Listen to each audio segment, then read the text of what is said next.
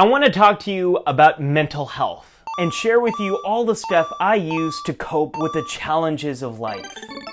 But I can't do that without sharing a secret with you first.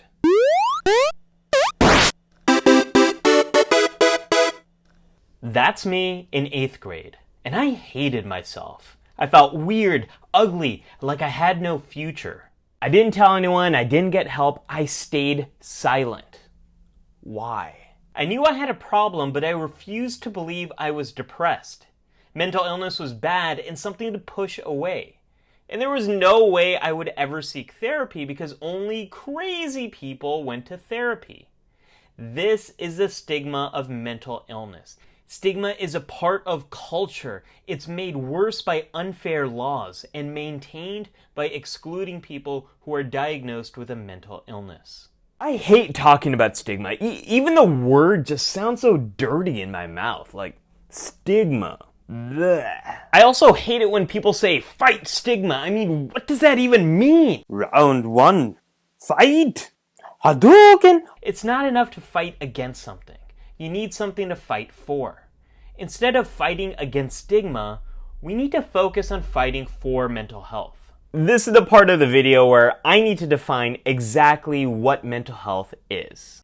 And the emotional, a lot of people get to, but the social, a lot of people leave out. Mentalhealth.gov has a definition, which is mental health includes our emotional, psychological, and social well-being. It affects how we think, feel, and act. It also determines how we handle stress, relate to others, and make choices. It's really hard to talk about all of this because all this stuff is there in the background. And this is what I hope we can change on the Psych Show.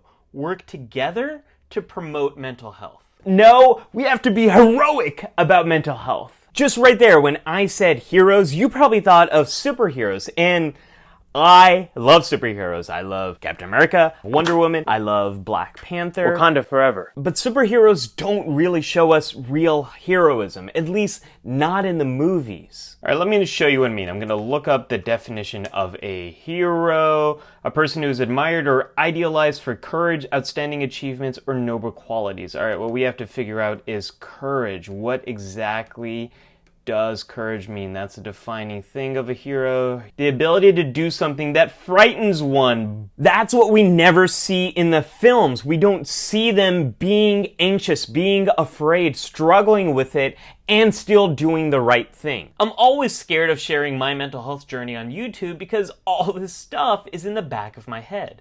Well, that and internet trolls. But I know all this is based on ignorance. And if we can find the courage to face these fears and celebrate mental health, it becomes easier for others to do the same. This is how we're going to change things, by bravely sharing our stories, like Rachel Star Live. What is it like to be schizophrenic? If I could sum it up into one word, it would be confusion. Have the courage to look inside and realize you might need help. If we're concerned about a friend, having the guts to ask them if they're okay. You haven't really been yourself lately. Are you okay?